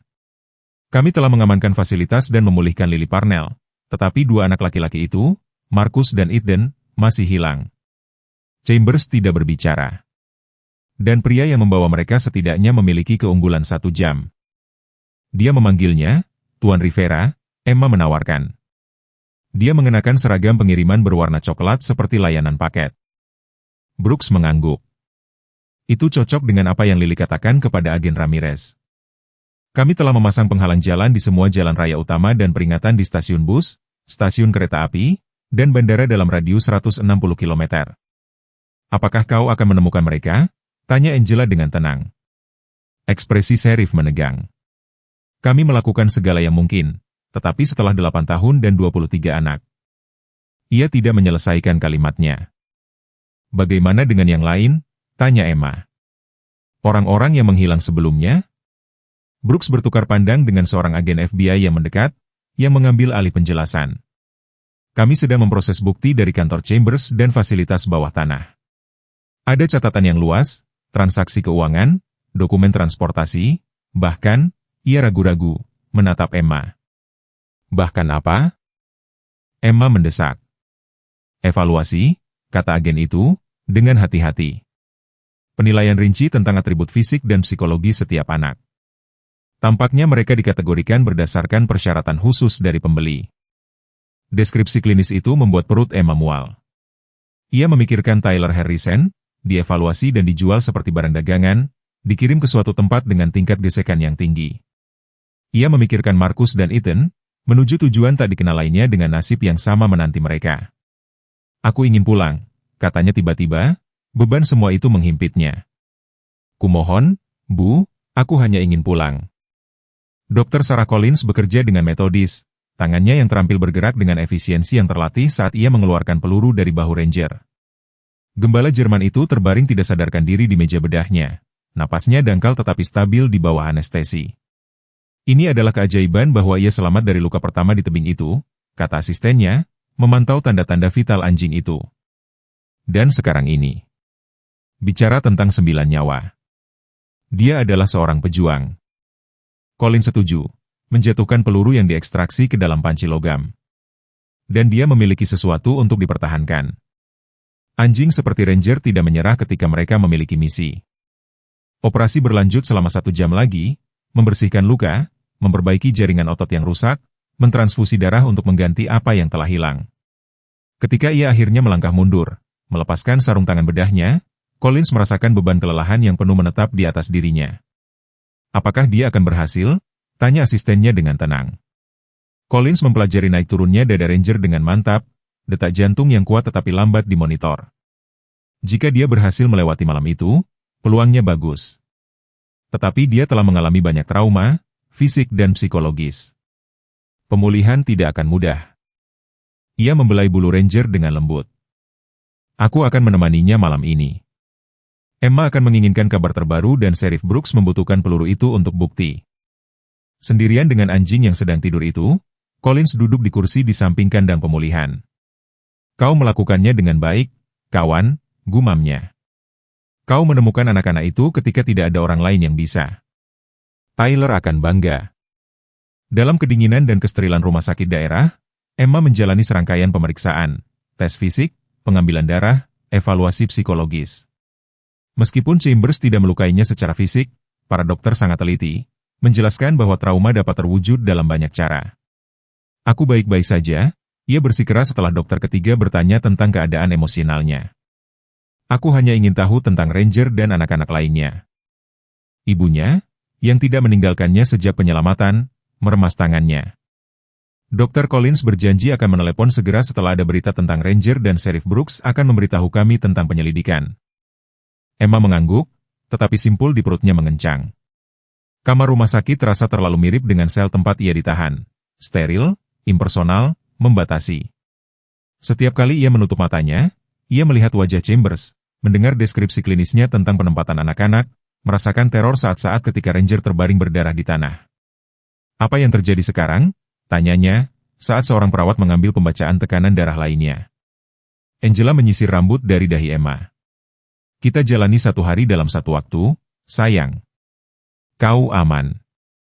Itu yang paling penting. Tetapi Emma tahu itu tidak sesederhana itu. Ranger berjuang untuk hidupnya, Marcus dan Ethan masih hilang, 20 anak lainnya tersebar di seluruh yang tahu di mana.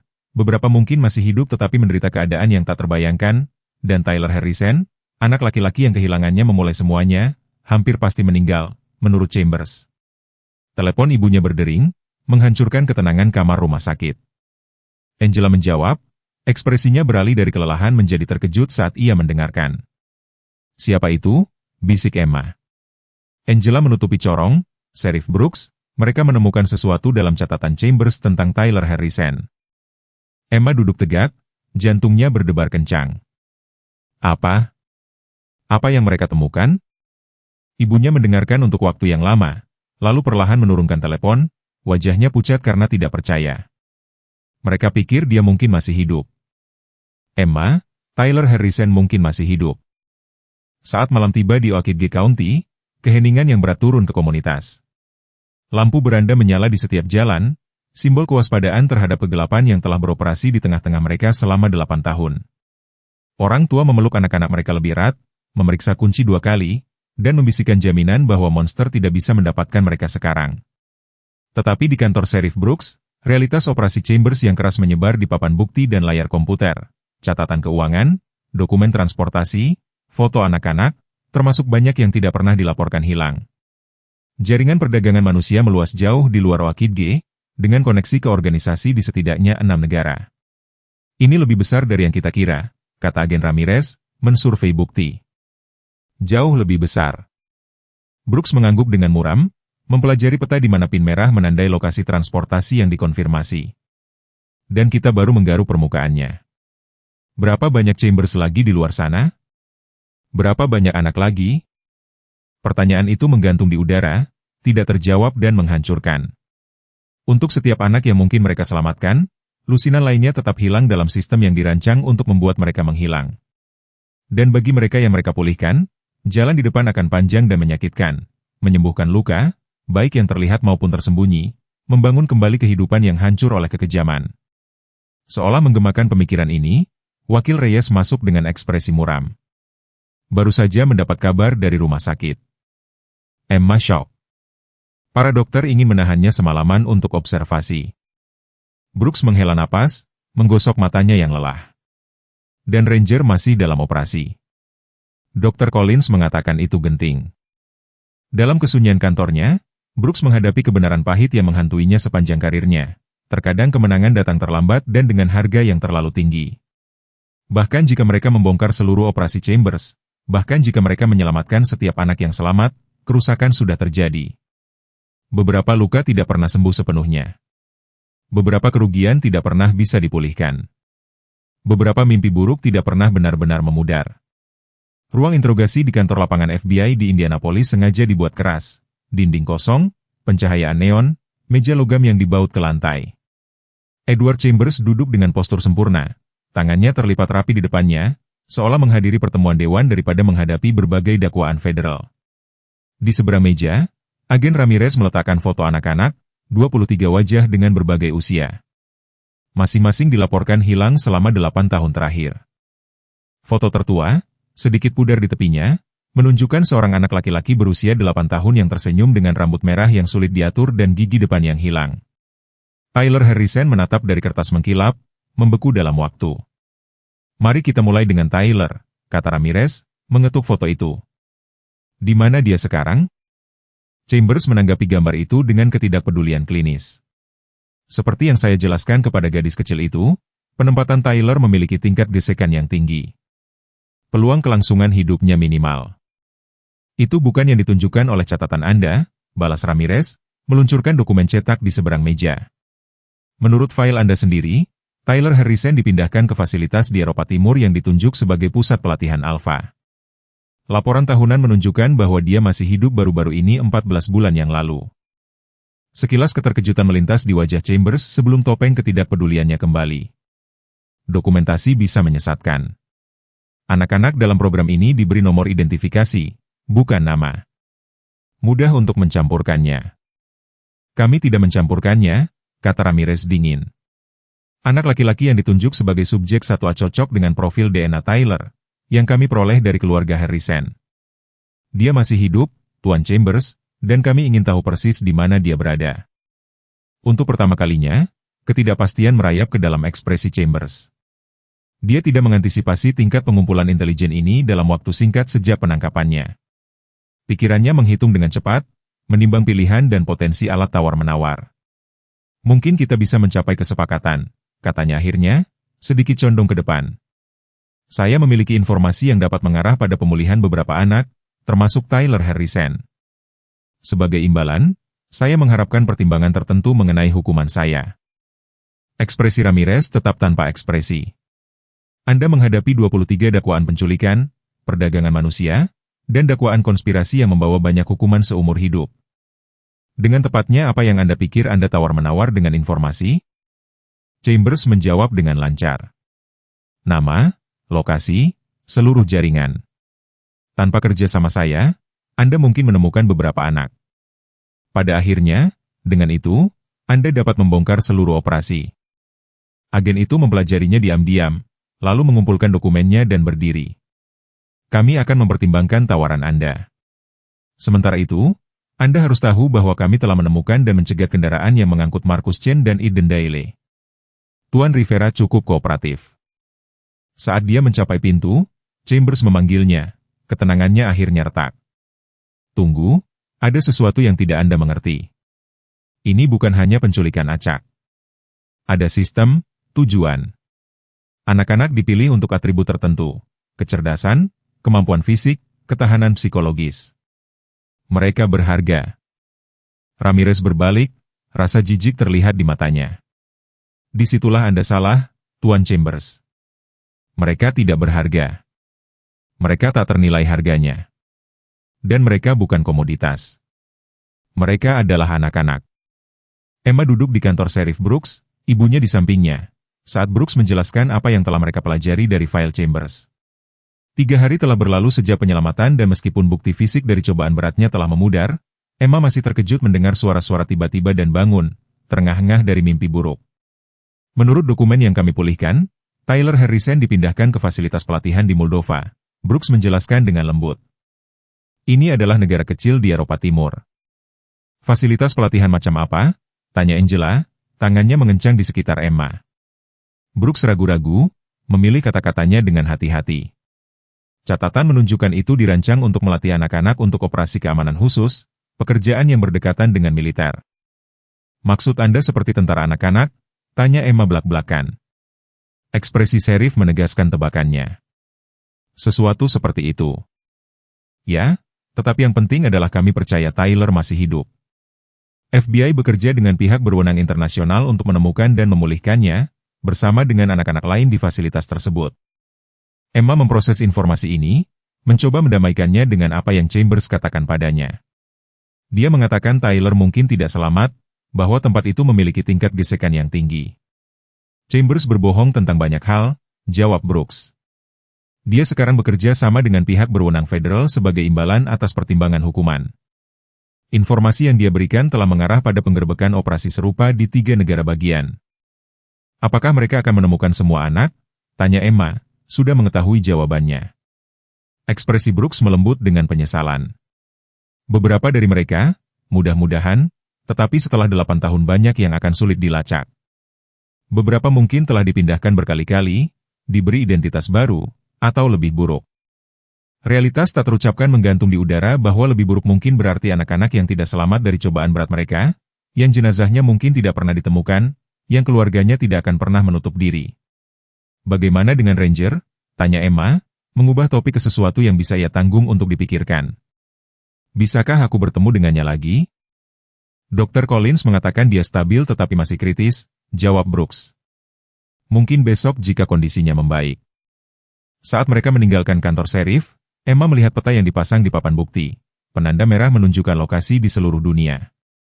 Setiap penanda berpotensi mewakili seorang anak dari Orchid atau komunitas sekitarnya, kehidupan yang dicuri tersebar seperti benih di angin. Sheriff, katanya tiba-tiba, berbalik kembali, jika mereka menemukan Tyler, akankah dia ingat Ranger? Brooks mempertimbangkan pertanyaan itu dengan cermat. 8 tahun adalah waktu yang lama, terutama bagi seorang anak yang telah mengalami trauma. Tetapi beberapa ikatan berjalan lebih dalam dari ingatan. Saya telah melihatnya dalam kasus orang hilang sebelumnya, orang-orang mengenali hal-hal yang tidak mereka ingat secara sadar. Emma mengangguk, puas dengan jawabannya. Jika ada yang bisa mempertahankan koneksi lintas waktu dan jarak, itu adalah Tyler dan Ranger. Bagaimanapun, Ranger tidak pernah berhenti mencari, tidak pernah berhenti mencoba mengungkap kebenaran. Di ruang pemulihan klinik hewan, Dr. Collins memeriksa tanda-tanda vital Ranger untuk kelima kalinya pagi itu. Kondisi gembala Jerman telah stabil semalaman. Napasnya lebih kuat, detak jantungnya teratur.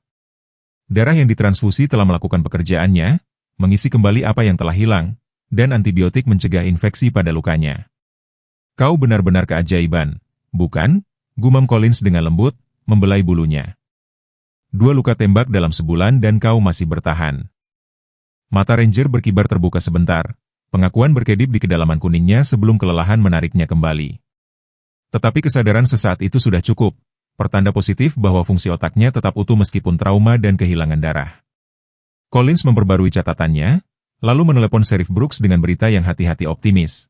Ranger belum keluar dari bahaya, tetapi peluangnya membaik dengan setiap jam yang berlalu. Mengingat usianya dan tingkat cederanya, pemulihan akan lambat dan berpotensi tidak lengkap. Dia mungkin selalu membawa pincang, mungkin tidak pernah mendapatkan kembali penggunaan penuh bahunya yang terluka, tetapi dia akan hidup, dan terkadang kelangsungan hidup itu sendiri sudah cukup menjadi kemenangan. Terobosan datang tak terduga di tengah malam. Agen Ramirez menelepon Sheriff Brooks pukul 2 pagi, suaranya tegang, dengan kegembiraan terkendali. Kami telah mengkonfirmasi lokasi Tyler Harrison, lapornya. Sebuah kompleks di luar Chisinau, ibu kota Moldova.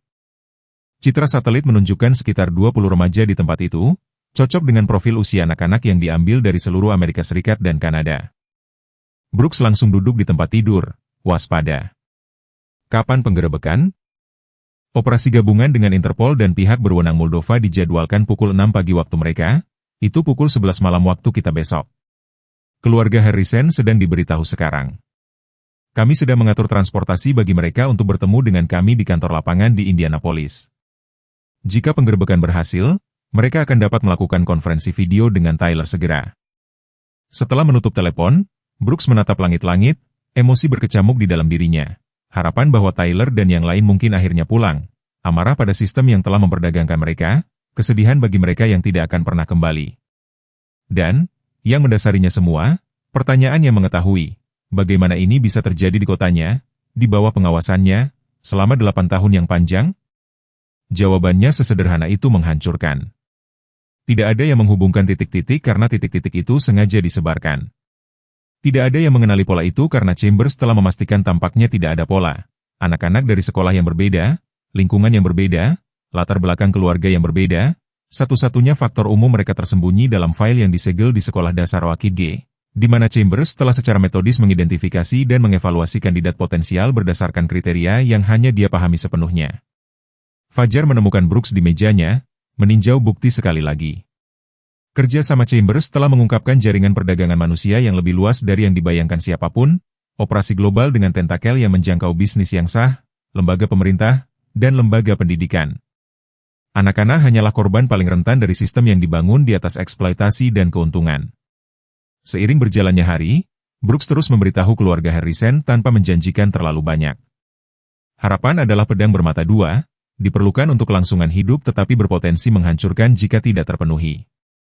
Menjelang malam, dia mengumpulkan Emma, Angela, dan Dr. Collins di klinik hewan tempat Ranger telah menunjukkan peningkatan yang cukup untuk dipindahkan ke kandang pemulihan biasa.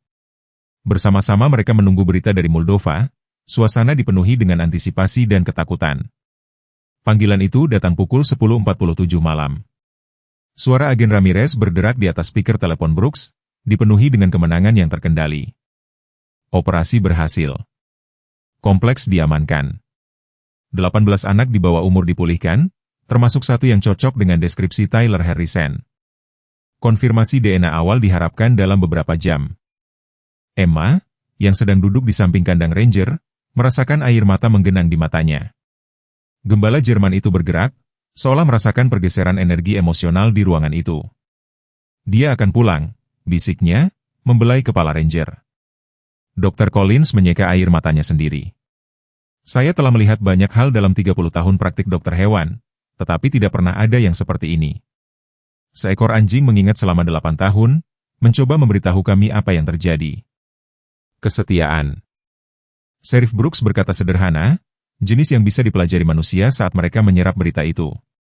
Tak satu pun dari mereka yang memperhatikan perubahan halus Ranger, bagaimana telinganya tegak ke depan saat nama Tyler disebut, bagaimana ekornya berdebar lemah di lantai kandang, bagaimana matanya tampak menahan cahaya baru, seolah beban yang telah lama dipikul akhirnya diletakkan.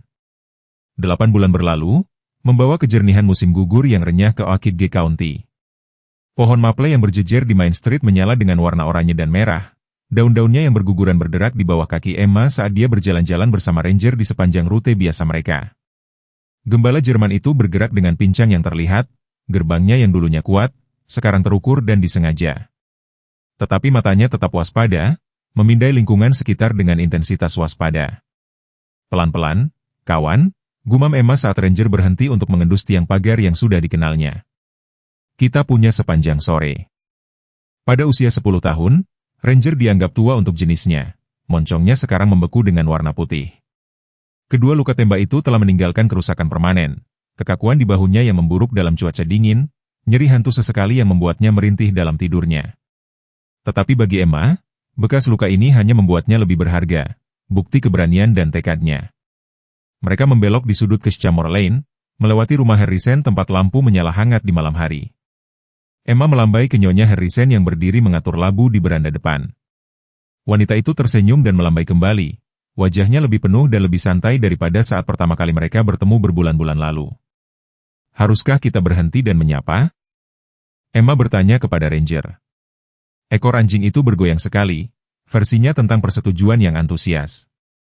Sejak kepulangan Tyler 3 bulan lalu, Ranger telah mengembangkan indera yang luar biasa tentang jadwal remaja itu, seringkali menuntun Emma melewati rumah Harrison tepat ketika Tyler akan tiba di rumah dari sesi terapi atau janji dengan tutor.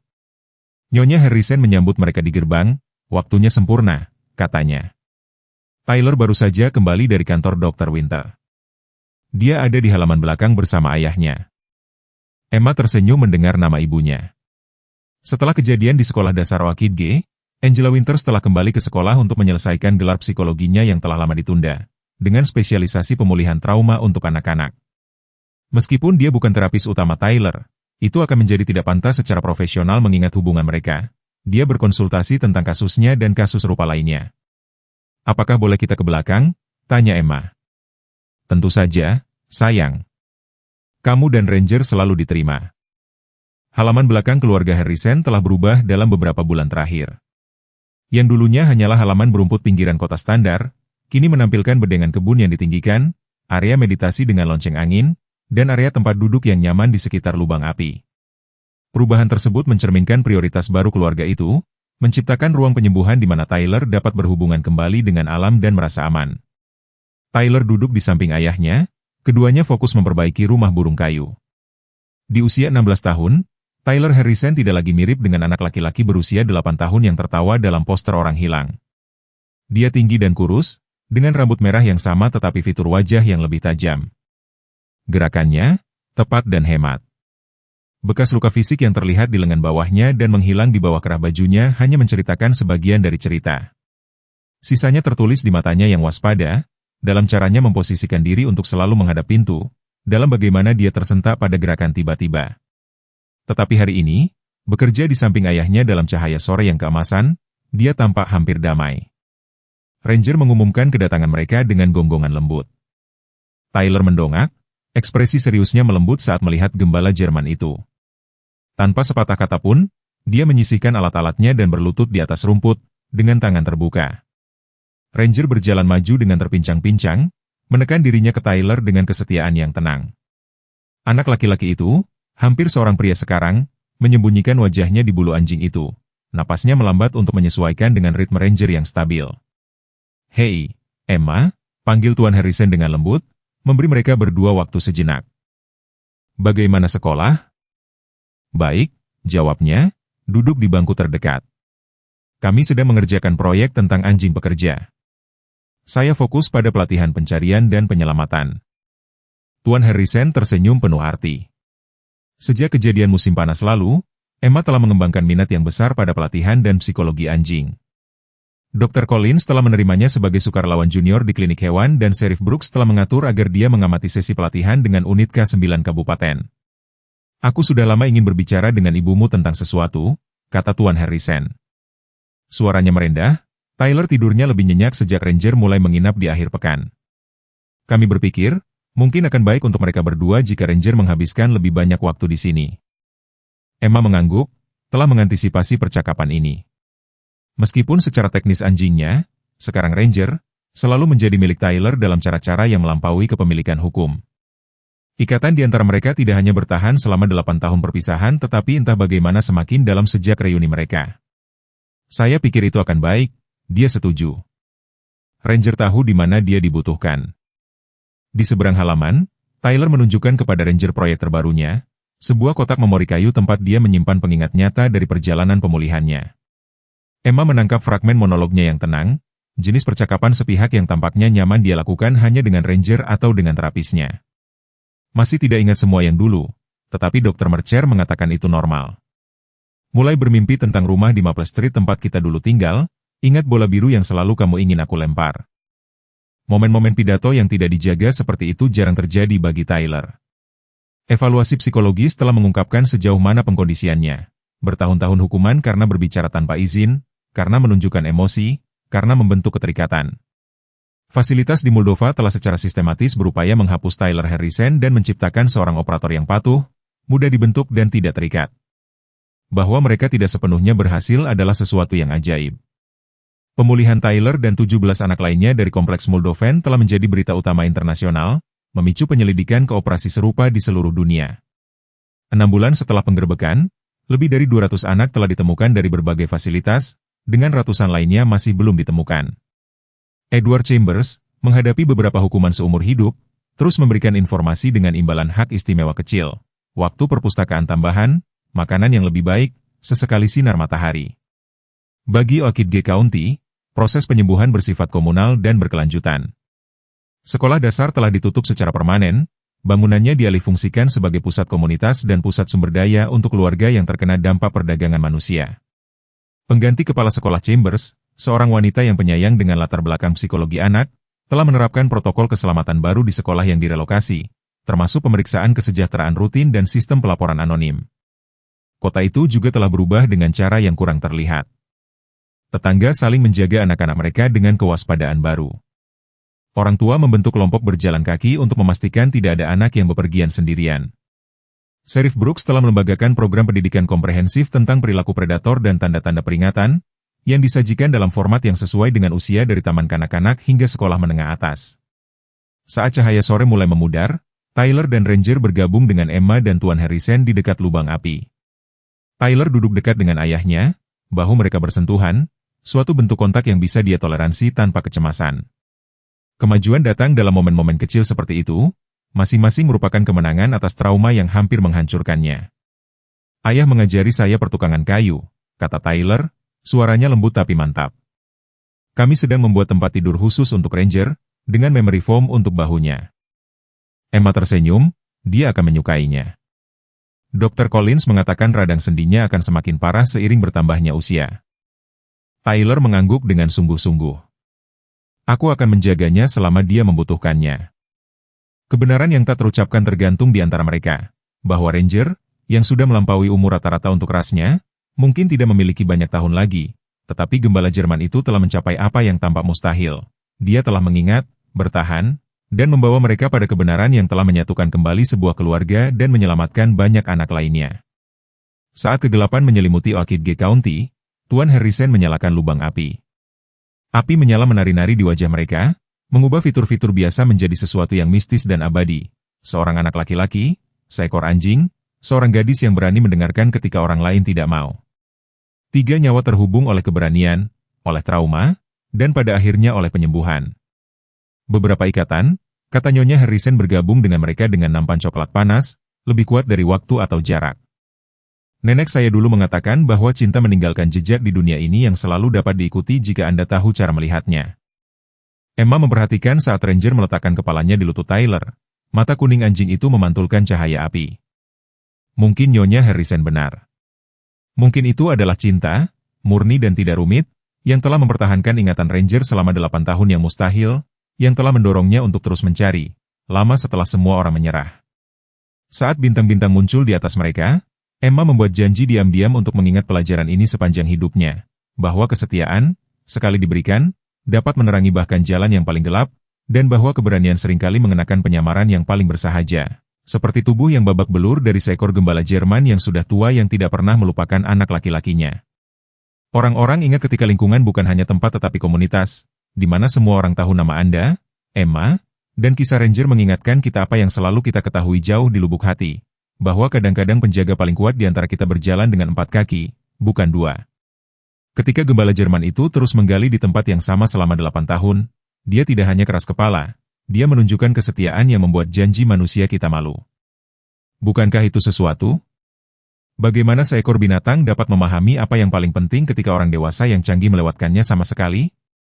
Seperti banyak dari Anda, saya tumbuh di masa ketika kami membiarkan anak-anak berkeliaran sampai lampu jalan menyala. Dunia telah berubah, tetapi tanggung jawab kita untuk melindungi yang tidak bersalah belum. Kisah ini menyentuh titik lembut di hati kita di mana kita menyimpan ketakutan terbesar kita. Kehilangan seorang anak, tidak berdaya untuk membantu, tidak dipercaya ketika kita tahu ada sesuatu yang salah. Tetapi itu juga mengingatkan kita tentang apa yang paling kita hargai. Keberanian yang tidak mengenali batasnya sendiri, iman yang melampaui harapan yang wajar, dan kekuatan penyembuhan untuk pulang, tidak peduli seberapa lama perjalanannya. Di tahun-tahun senja kita, semoga kita semua memiliki kebijaksanaan untuk mendengarkan ketika orang lain tidak, dan keberanian untuk bertindak ketika orang lain tidak.